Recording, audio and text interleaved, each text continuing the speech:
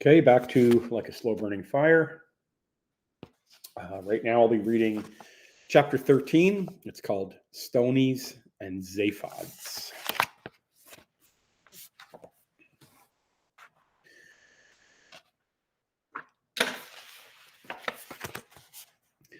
The next morning I wake up after hardly any sleep and go for a run through the muddy forest. I run until it hurts and keep going because this pain feels better than the other one. When I get home, I look in the mirror and notice some pounds are coming off. Good. That Saturday night, Hopper and I drive to a cottage party in the valley and get lost on the way there, turning a 2-hour drive into 4, but the music's playing and we're moving, so who cares? When we get there, we're all sitting around the fire while Hopper's playing a guitar and we're drinking beer and trying to sing along with The Wait as these two guys argue about the girl in the song. It's Fanny, it's Annie, you're an idiot, you're a dipshit. I'm pretty sure it's Annie, but I don't say anything because I'm staring into the fire and it's beautiful. The coals are blue and purple and red and orange, and the flames are licking at the circle of rocks that surround the fire.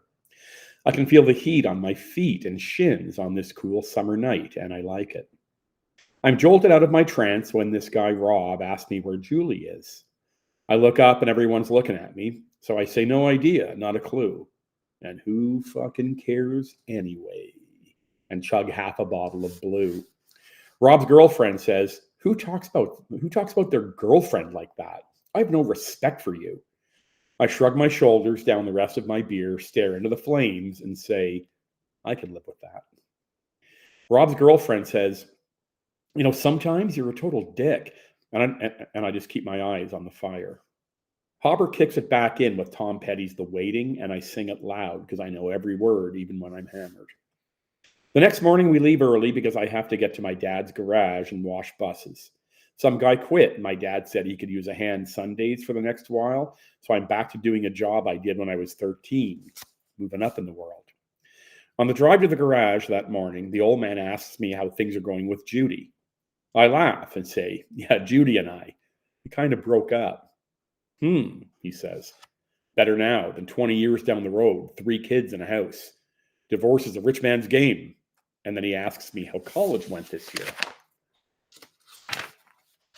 University, I say. I'm done. I didn't get into teacher's college, but I'll figure something out. You're going to have to, the old man says. You got no fucking choice. All morning, it's get a bus in, rinse, scrub, rinse again, move it out, next one. The old man's working next to me, setting the pace, scrubbing like a madman and yelling at me, Jesus, hurry the fuck up. Take that big coat off. It's slowing you down. You got more layers on you than a fucking onion. The old man gets us Harvey's for lunch, and while we eat, he tells me at least I'm faster than Carl, the guy who just resigned from the bus washing business. In a slow, robotic voice, he imitates Carl eating a hamburger. First, I will unwrap my hamburger. Now, I will take a bite out of my hamburger. Next, I will chew 300 times. Now that I have swallowed my hamburger, it is time to take another bite of my hamburger. I laugh so hard, Diet Coke comes out my nose. I'm working full-time at the auto center, and the DJ gigs are steady on weekends. Throw in buses on Sundays and ball hockey, and the days are flying by, which is perfect. Go, go, go, straight ahead, no time to think. One day at work, Dave calls me into his office and asks if I want his job, service manager, full-time.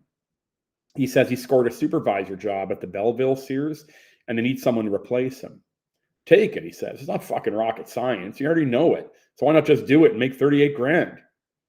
While Dave and I are talking, Mark, the sales guy, pops his head in and asks if the truck with the load of tires is coming in today because there's a French guy out there screaming he needs his tires today. Toot sweet tabernacle. Dave says the truck was supposed to get here, but there was a screw up, so now it's tomorrow. Mark crosses his eyes, tilts his head, and in a French accent that sounds Mexican says, Dave, that is a queer thing. Yes, it is very queer. Dave barks out, fuck out of here, Mark, you're queer. Mark laughs and walks out of the office. That guy's an idiot, Dave says. Anyway, what do you think? It's a good gig. You'd be starting off making a pretty decent buck. I asked Dave if I can let him know in a couple days, and he says, sure, by Friday at the latest, though. That night, Hopper and Freddie and I go to Stoney Mondays, this bar in the Byward Market where the cool kids go. On the drive there, I tell them about the job offer. And Freddie says, 38's pretty good. What's a teacher make? To start, I say, not that much. Nope, says Hopper. Bad plan. Good cash, but in 10 years, you'd be a grump. Got to play the long game. Big picture, dude. Yeah, Freddie says. And if you stay at Sears, you'll be fucking really fat. All that greasy shit from the food court, those fries and Mrs. Fields and fucking marvelous muffins. Dude, you'd be old, fat, and grumpy, a total tub of shit. Yeah, I say. I guess there's that. At Stoney's, we stand along a wall in this hallway that joins the dance floor to the bar area. We're sipping warm beer and watching the cool guys dance with the cool girls to this shit techno music. A group of girls is standing along the wall across from us. The girl right across from me is wearing a yellow summer dress, and she has perfect white teeth that go with her straight blonde hair and tan brown skin. Freddie nudges me and nods his head toward the perfect girl in the yellow dress. I give him a not a chance look, and then yellow dress girl walks over to us. She stands in front of me with a flat look on her face. I look in her eyes, and she must be wearing fake blue contacts because nobody's eyes are that blue. She leans toward me and puts her mouth to my left ear. Your friend, she shouts, nodding towards Freddie. What's his name? Him? I say, my thumb pointed at Freddie. She nods. His name is Satan. What? She says. Satan, I yell. What, like, do you mean Satan? Yeah, kind of, but Satan, he's Ukrainian. Yeah, well, how about you tell Satan to get out his camera and take a picture, because it might fucking last longer. She shouts the fucking last longer part extra loud. She walks back to her place on the wall with her perfect friends and watches me laugh as I give Freddie her message. Hopper hears it all, and he's laughing. Freddie looks over at the girl, puts his huge arms in the air, and with a big smile and puffed up cheeks, he crosses his eyes and nods his head up and down like an idiot. We figure that's our cue to leave, so Hopper, Satan, and I walk down the street and see a Sky Diggers Tonight sign at Zaphod's. We figure it's not even midnight, so let's do it. We pay our $5, get our hands stamped, and make our way to the floor. The opening band, the Leslie Spit something, just finished their set, and everyone's standing in groups, drinking and talking, so we wiggle our way to a spot in front of the little stage that's barely raised off the floor. Freddie goes to get around while Hopper and I debate how Sam Cooke died. I thought plane crash, and Hopper thought shot in a motel room while in bed with some guy's wife. The skinny guy beside us in Buddy Holly glasses and a white jean jacket leans over and says to me, your friend's right, motel. And I say, thanks, dude. He nods and says, Otis. You were thinking Otis. Freddie brings our beers, and the Sky Diggers come out, and they're great. Andy Mays is owning the stage, doing his awkward, jerky dancing thing as he sings, and we're loving it. We're standing right up against the stage, and it's so low that when I raise my beer to my mouth, my elbow brushes up against Andy's mic stand, which makes it wobble. After I will give you everything, Andy looks at me, smiles, and says into the mic, watch your elbow, my friend, if you don't mind.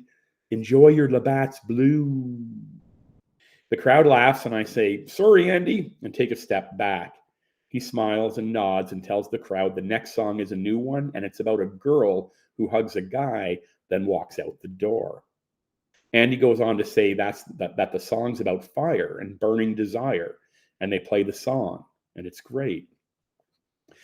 The next morning, I go into work and tell Dave, thanks, but the manager gig, I don't think it's for me. Got to think about the big picture, like 20 years down the road and all that. He raises his eyebrows. You sure? He says, 38.